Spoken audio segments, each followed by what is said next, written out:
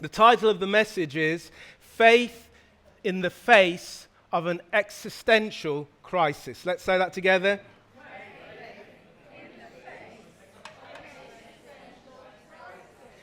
Text, Hebrews chapter 11, verses 1 and 2. Hebrews chapter 11, verses 1 and 2 should be coming up on PowerPoint. Let's read together after 3:3. Now faith is the assurance of things hoped for, the conviction of things not seen. For by it the people of old received their commendation. Let's read again. For now faith is the assurance of things hoped for, the conviction of things not seen. For by it the people of old received their commendation. I'm not going to set the context of that text because of the heat. We're going to press on, but we've looked at it so many times, I'm sure that you can remember the context. So this morning, I'm looking again at what faith in Jesus looks like when we are faced with an existential crisis. I want to do that by looking at 2 or 3 accounts from the Bible of people who faced existential crises and responded with faith in God. Are you with me? I sense that this word will be a rhema word for some of you today, in a sense, a prophetic word, God speaking into where you are at right now. The first person I want to look at is a guy who we find in Genesis chapter 19. You can make a note of that and look it up, read it when you go home. And his name is Lot. Now, Lot was Abraham's nephew. And he decided to settle in a place called the Jordan Valley in Palestine, which was very fertile, and he decided that he would live in one of the cities within that valley, and the city that he decided to live in was the city of Sodom. Now, the men of Sodom were very immoral. So I'm saying that they weren't just immoral, but they were very immoral. But the land was good for business. Okay?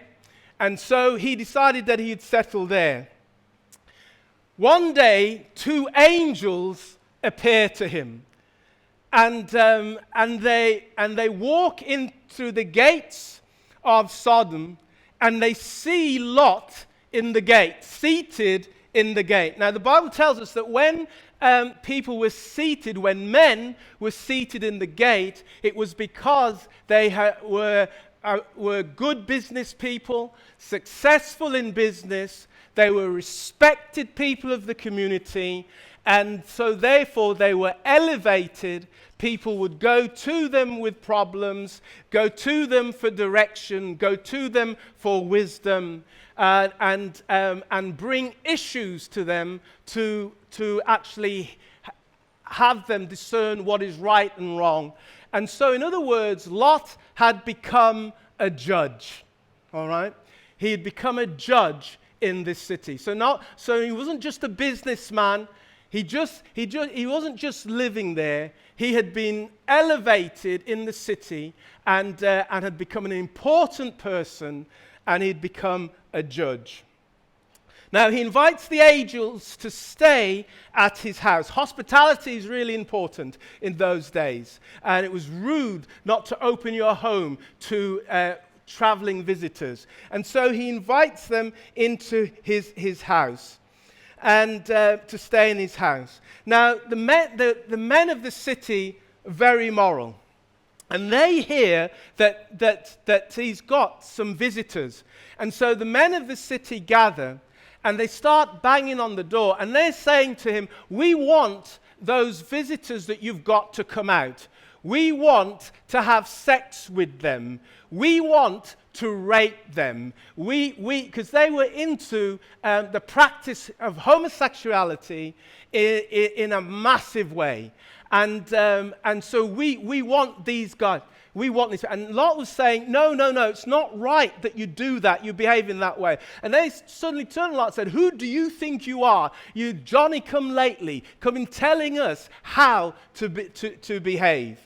Well, these two angels, they blinded the men that were surrounding the house, and so that they could not gain entry into the house. And they say to Lot, you need to leave, because we're on a mission.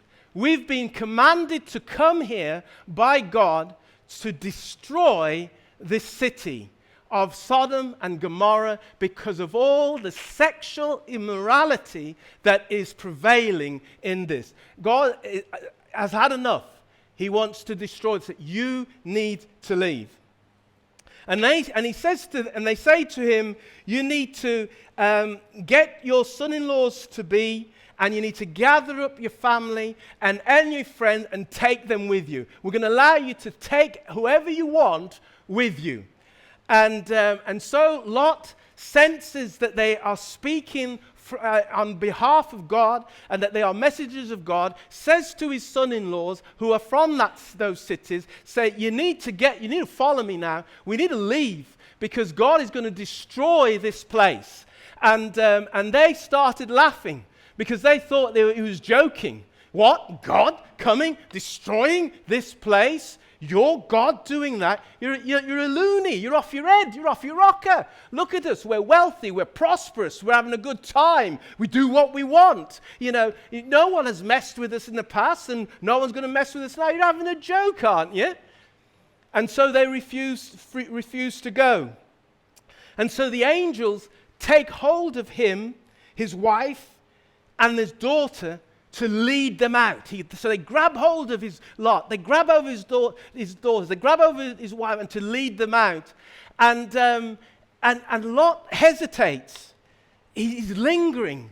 He's holding back. But they get hold of them, and they take them out of the city, and they say, now flee, run to that little city called Zoar over there, but do not look back. Get there, so we cannot do anything. We cannot destroy this city until you've got to that little city, and you must not look back. Say, don't look back. All right. And so they get there, and Lot goes. And the question I have to ask from this account is this: why does Lot linger? Why does he hesitate? Why is he reluctant to go? He knows, he isn't questioning whether these guys are speaking nonsense. He believes they are messengers, angels, another word for messengers from God. And yet he lingers to the point where they have to grab him and pull him out with his wife and with his daughters. Why does he linger? Why is he reluctant? Why is he towering? I want to say to you that the reason why he's reluctant is that there is a battle going on in his mind. Say mind. There's a battle going on in his mind. There's an intense mental battle going on in his head because he's been faced with an existential crisis. The destruction of his home, the destruction of his wealth, the destruction of his friends, the destruction of his surroundings. He went as a wealthy man into Sodom, and he has prospered even more in Sodom. He's got friends that are established. He's become a man of influence. He's got his family there, his son-in-law's there, and every man wants his daughters to be married. It's all there. It's all there. His life is entwined with the city of Sodom, and he's successful there, and he can see that he's going to be successful in the future. And now he's been faced with an existential crisis, which is the destruction of his home. the taking of his wealth, the blowing up of his future. And he's thinking, oh my God, what do I do here? He doesn't want to move on. He's worked so hard to get things established. It's working. And now it's about to be taken away. And he hasn't even got his son-in-laws coming with him. He's going to have some daughters and his wife. He's going to be surrounded with women, and it's just him. And he's going to have no cattle, no sheep, nothing. And yet, he knows that they're speaking the words of God. There's an existential crisis before him, and he is hesitant to respond to the instruction of leave what you know. Now his wife, they're told not to look back, yes? But his wife looks back because her heart is still there. That's what that demonstrates. Her heart is still there. The heart is still in the place that is about to be destroyed. The heart is still in the place where there's so much sexual immorality. The heart is still there. And she turns to salt. That's it. She's finished. So Lot hasn't even got a wife now. But he's got some daughters. All that he's had has gone. Because of this, he's facing an existential crisis. And today we are facing existential crises, aren't we? We've got a living crisis. We've got a climate crisis. We've got crises all over the area. We've got political crisis. And the problem with all of these things is that it has an effect on us, doesn't it? The effect is that it can affect our finances. Another effect, it can affect our weather patterns. The result of our finances being affected, weather patterns being affected, etc., is that people can die. That there's great pain and sorrow can impact people's lives. It can affect the crises that we're facing now, existential crises in the world, can affect our pension pots, affect our homes. Our youngsters are saying, you guys have ruined out the world. What about us? We've got 16, 15, 16, 17-year-olds panicking, crying, because and full of anxiety because of what they feel that they can see is going to happen to the world as this climate change develops. They say their lives are being destroyed. We're facing existential crises which can ruin our lives. But I want you to notice this, that Lot moved forward according to what God had said. He responded to the fact that he was going to lose everything by responding to what God had told him to do. Let me repeat that again. He responded to the existential crisis he faced by doing what God had called him to do. In other words, he said, God, I trust you. I don't understand. I can see what you're doing, and I'll show you why he knew what God was doing, why God was doing what he was doing. I'll point that out to you in a minute. But he says, I'm losing everything, but even so, I will trust you. You say to me, but Charles, he lingered. He was reluctant to go. The messengers of God had to grab hold of him and pull him out. Yes. Oh, I love that bit of the story. Because how often have you and I struggled to do what God has called us to do? How often have you and I sat in the middle and thinking, been weighing the costs and thinking, if I follow God here, and if I do what God says here, and if I stick to God's values here, and if I stick to His morality here, I could lose this, and this. I could lose this person in my life. I could lose the money that I've got. I could lose the job that I got. I could lose the future that I saw myself having if I do what God has called me to do. Just because you have that place of reluctance as you hear the command of God to move in a particular way doesn't mean that you lack faith. It doesn't mean that you lack trust. It means that you're weighing up the cost.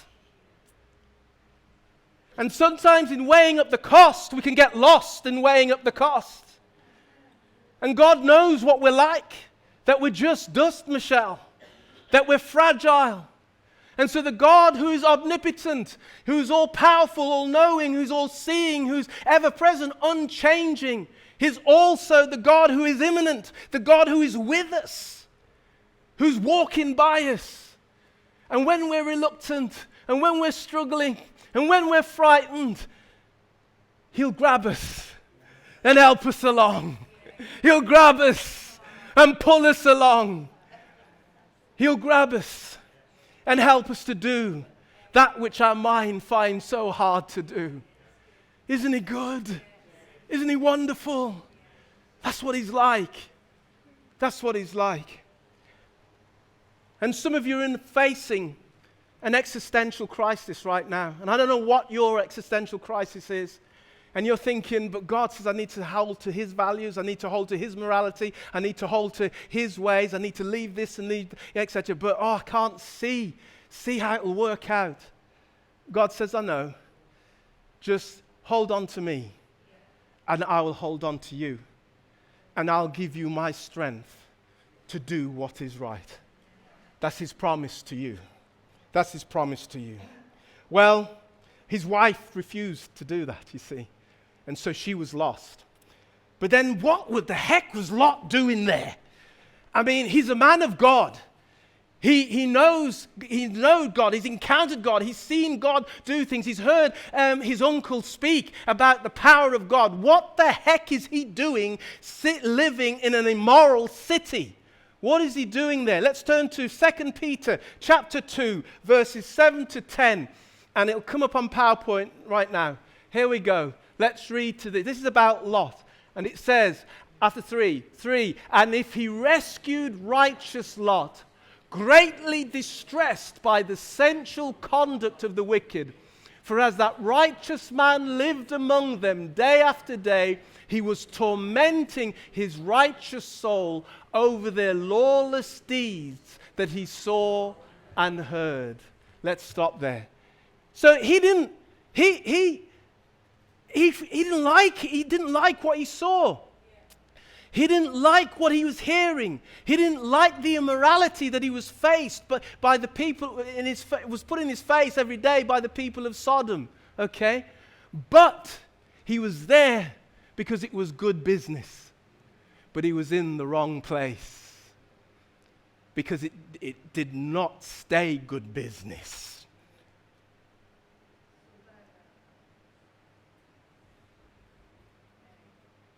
Now come on. What seems to be good at the beginning is not necessarily good. What seems to work now will not necessarily work tomorrow.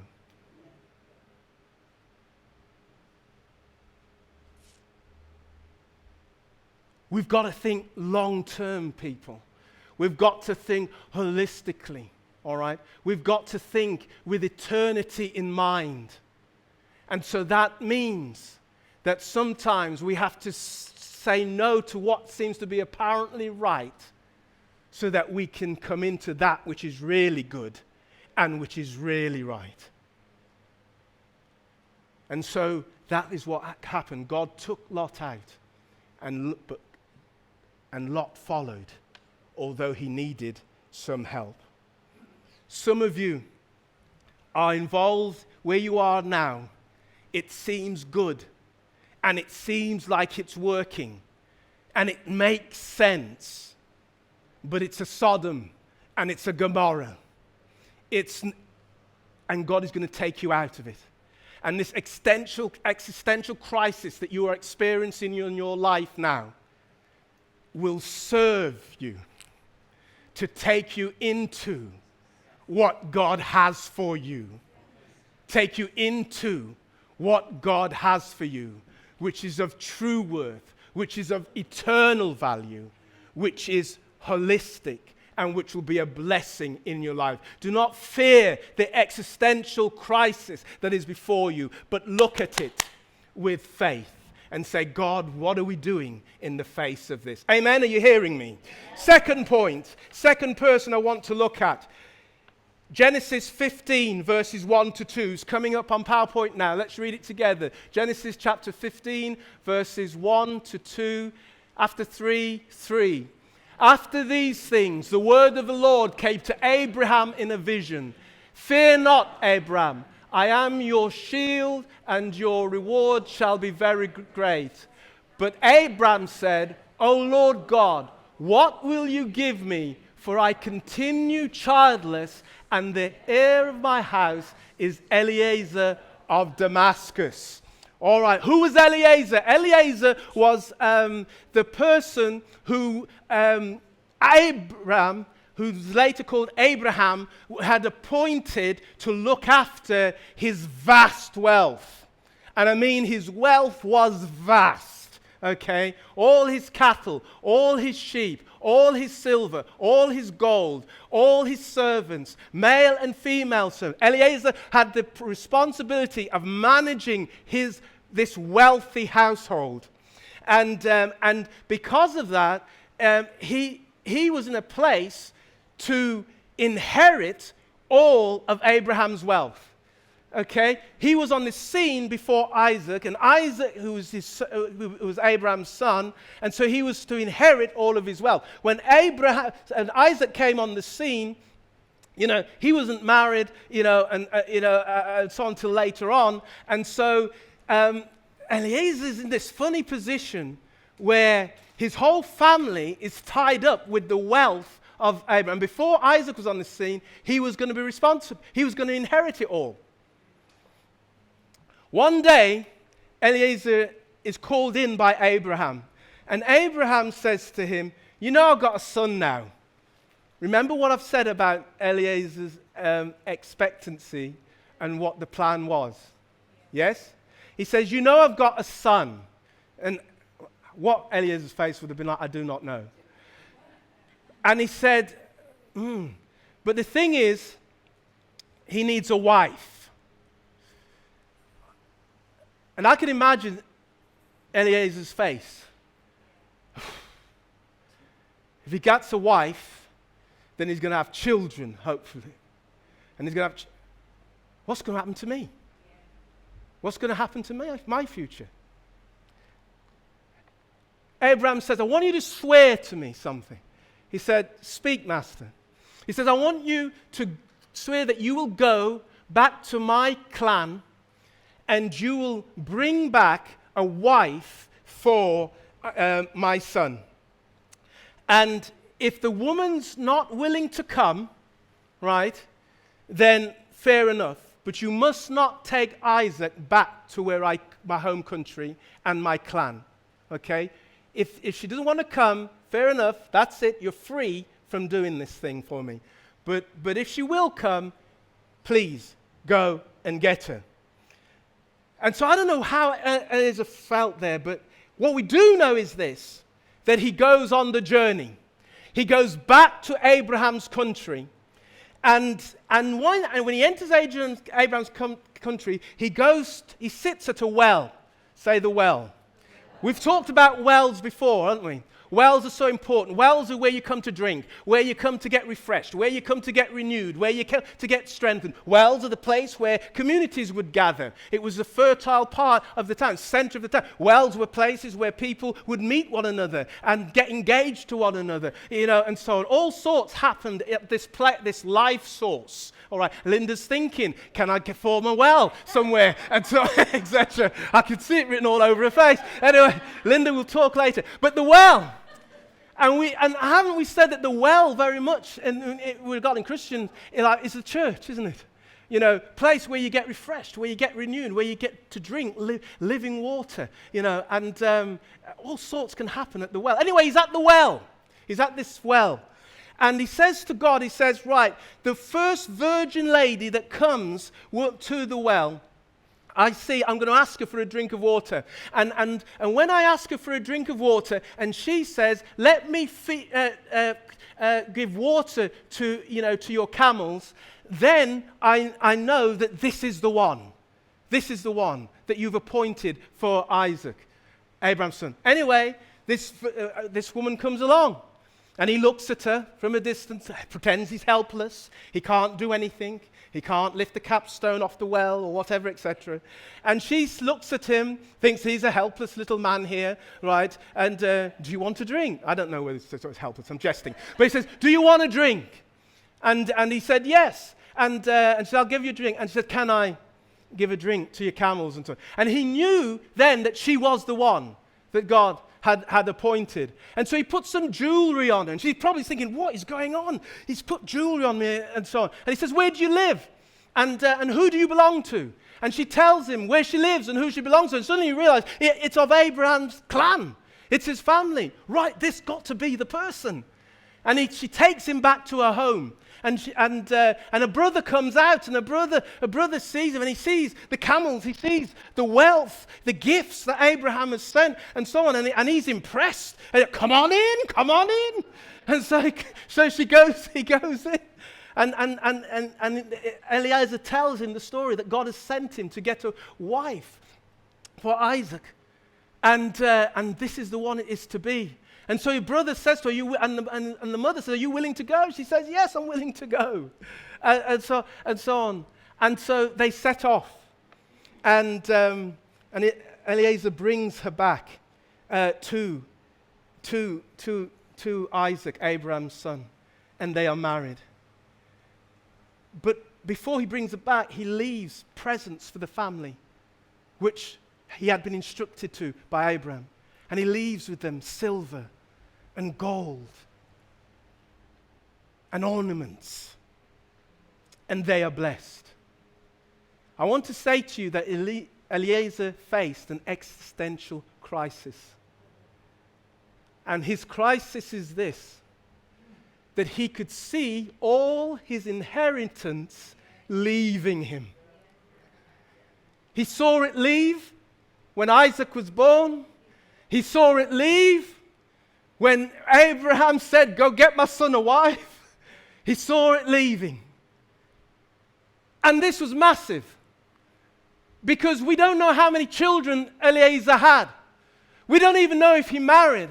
I went to the scriptures looking for his name to appear again, and I couldn't find it. And if somebody finds his name somewhere and you can give me some information, then I'm happy to hear it. But I couldn't find it.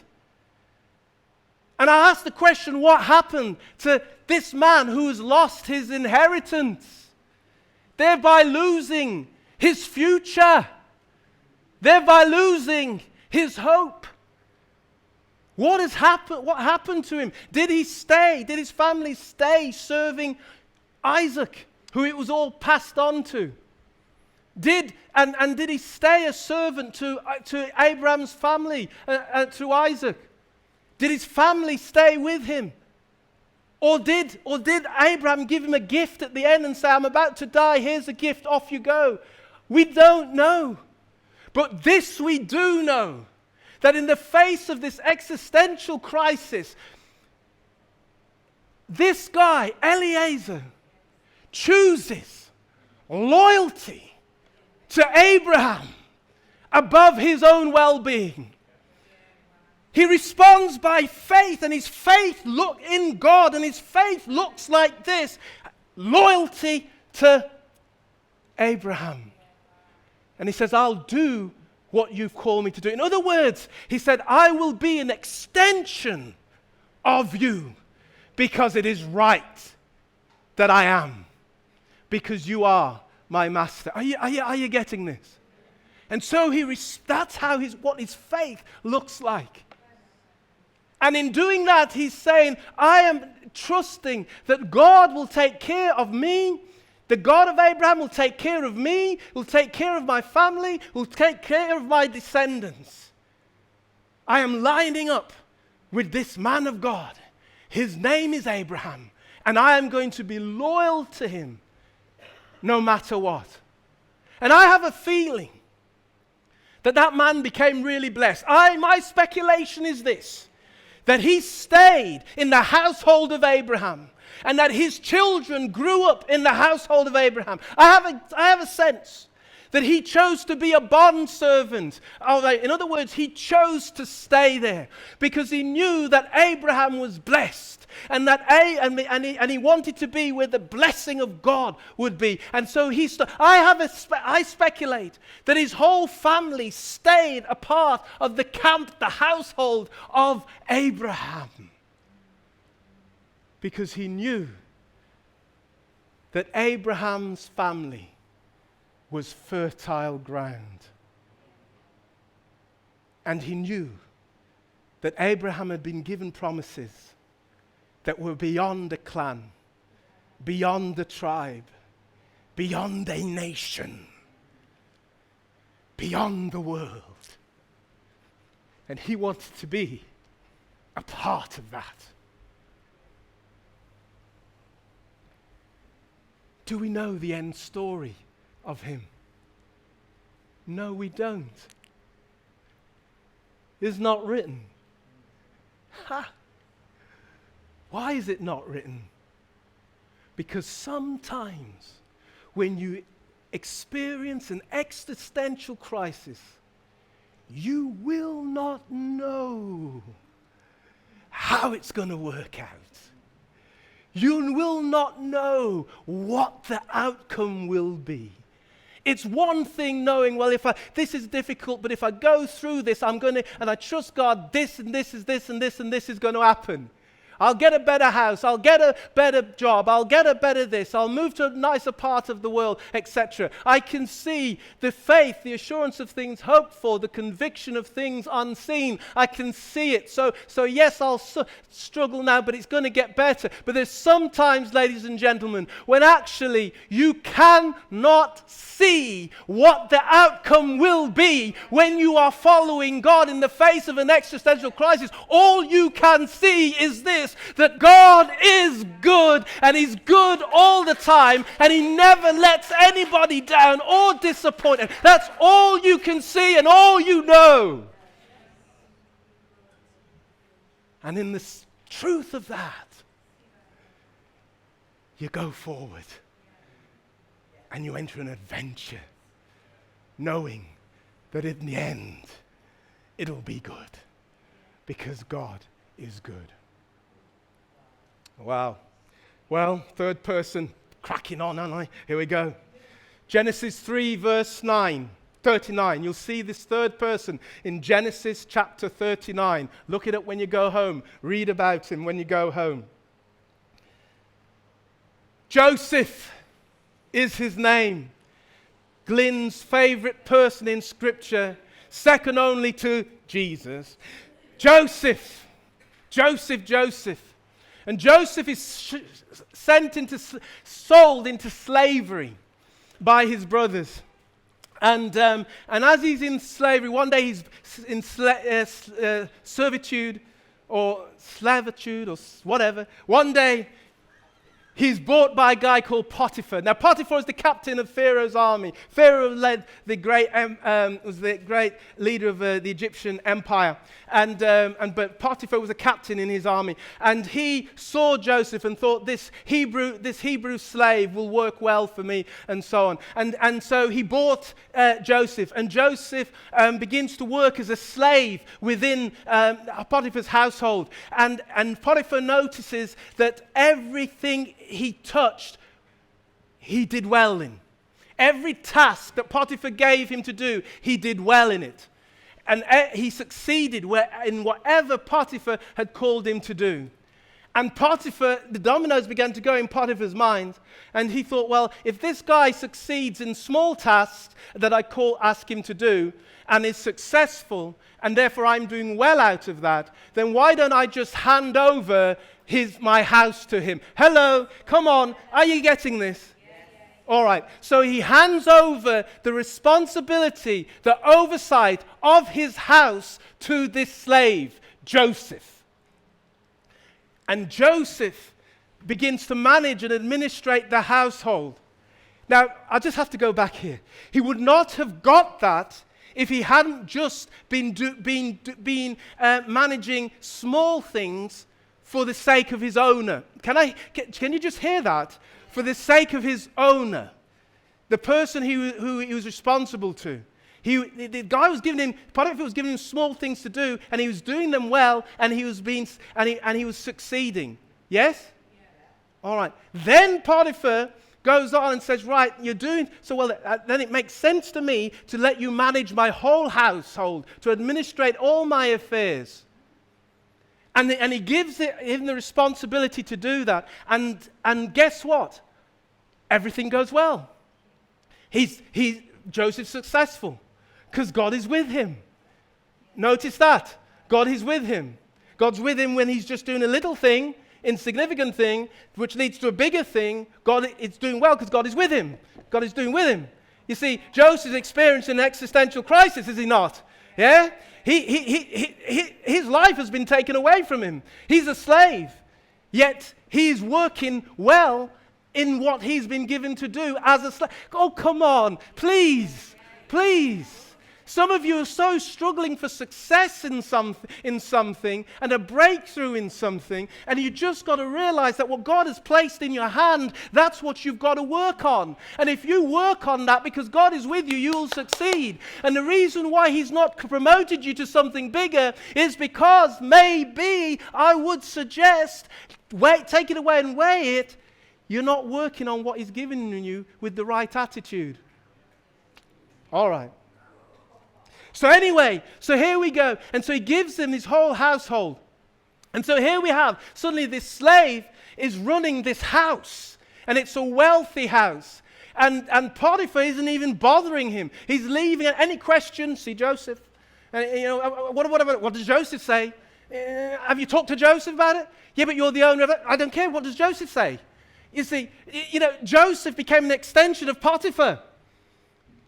And so Potiphar's house begins to succeed and prosper, and everything's going well. And suddenly Joseph is wearing nice clothes. Maybe Joseph's got a bit of jewelry made by Marina. Maybe Joseph maybe got a nice chariot to drive in, or so on. Maybe Joseph's got some people waiting on him. He's still a slave. Come on. He's still a slave. But he's prospering because God is with him. And he's prospering in the face of an existential crisis. One day, Potiphar's wife looks at him, because the Bible says that Joseph was handsome in form and handsome in appearance. In other words, he looked good in his body. He had six-pack. He had bronzed legs, His face looked good. Chiseled chin. All right? Okay. He's a handsome man. All right? And so she looks at him. And she looks at him. And she looks at him. Just like Lib looked at me. And she looks at him. And she looks at him, and she said, oh, I've had enough of this. And she says to him, come lie with me. Come sleep with me. And Joseph said, no, I can't do that. He said, you're my master, your husband has given me the responsibility for all his household. The only thing that he's kept from under my authority is you. I can't betray him. What are we hearing here? Are we hearing some loyalty here? Okay, and I can't betray him. And I don't think it would have been easy for him to say that. Because what would have been the benefits if he had slept with her? Oh, come on. Suddenly, he's the sweetheart of this powerful woman who has power to give him things, to change his standing. Oh, it would have been a rocky road. But maybe there was light at the end of the tunnel there. Maybe he could just play the game. But each day she approaches him, he says no. He says no, I can't do that. No, I can't. Then one day, no one else is in the house. No one else can be seen or heard. All the male servants are out. She grabs hold of him. And said, come and lie with me. Come and come stand by me. Come and come into my bed. Let's make sweet love. Let's go and let's satisfy my lust. That's what she was saying. And he got up and he ran out the house. He bolted and left behind his cloak because she got hold of his cloak. You know, she was gripping so hard that when he ran out, when he pulled to go in the other direction, she was still holding on, trying to stop him. You know, she must have been gripping hard. Eh? And so he left the cloak in her hand. She was upset. She felt humiliated. She was angry. And she put the cloak by her. And she waited till the men servants came home. And she said, look what this Hebrew slave has done. He tried to lie with me. And I cried out and I shouted, he's going to rape me. And then he ran out. And his cloak was left here. As soon as Potiphar comes home, the owner of the house, they tell him what's happened. She tells him what's happened. He's absolutely incensed. He's angry. Wouldn't you gentlemen be? If you'd been given a report like that. And he's fuming. And Joseph is thrown into jail, back down the slave ladder, right to the bottom. I want to put to you that Joseph experienced an existential crisis, and he responds to it in faith. What does that faith look like? It looks like loyalty to his master. I cannot do this. My master has blessed me and I will not do this. But he also says he responds in loyalty to God because he says this would be wrong to do in the eyes of God. It's an existential crisis for Joseph because he knows that he's going to lose everything. He could lose absolutely everything. He could stop being the top servant. He would lose wealth. He would lose standing. He would lose status. He would lose everything. He might even lose his life. And he says, no, I will not do this. I will not do this. I put my trust in God, in God's ways. And I choose loyalty to my master and loyalty to God above everything and anything else. And his life is gone. It's gone. He's no longer got a nice house to go to.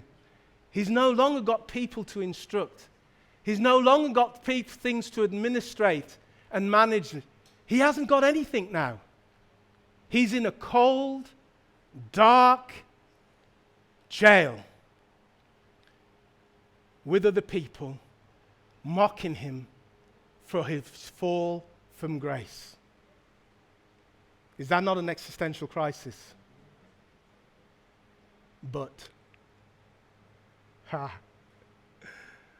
Demelza, God is with him. God is with him. And when he begins to do little tasks well, that the master of the jail gives him to do, then the master of the jail thinks, oh, this guy's useful. This guy can work well. This guy has good results. So what happens? The master of the jail does what? Promotes him to look after the jail. And so the master of the jail sits there, and Joseph has all the responsibility of looking after the people in jail, and the kudos of that. But does it stop there? No. Not long later, Joseph is called before Pharaoh. And Joseph is able to operate, and Pharaoh is able to benefit from a gift that Joseph has. This gift enables Pharaoh to save Egyptians from famine. Not only to save the Egyptians from this existential crisis called a famine, but he was able to save a whole known area of that time from this existential crisis called a famine. All through the gift of Joseph. And suddenly Joseph is taken out of the jail, and Joseph becomes prime minister of the greatest empire on the earth at that time. And does the blessing stop there? No, it goes on and on and on and on. And it's all because Joseph, when he faced an existential crisis, an existential crises in his life, he responded by faith. Even though he didn't know what the outcome would be, even though he didn't know what it would look like, even though it would cause him to suffer somewhat. And that's all he could see clearly. But somehow he knew that if he remained loyal to God and he remained loyal to his owner, that God would bless him and it would all work out. That's what the faith looks like. And so, I want to encourage you to face your existential crisis, whatever that is, with faith in Jesus. What does it look like? It's doing what is right by God, according to God's ways, according to His morality, according to His understanding. No matter what that existential crisis looks like, do what is right. We have got hard times coming ahead. To say we may pray the prayer of Goshen and all the rest of it, and there will be, and God will bless us and will protect and so on, but we will face existential crisis. We will feel it to an extent. It will shake you and it will shake me. But let us be determined to respond in faith. And faith looks like this: loyalty to God and to God's ways and to the people that God has placed us around. And then at the end of the day, we will be commended by God for our faith, like the men of old were commended. And we will have a story to tell, which will inspire generations. Are you hearing me? So think about that existential crisis that you're facing. Think about the existential crisis that you're worried about facing. Determine how to respond in faith. And let God work a miracle in your life. Let's stand together.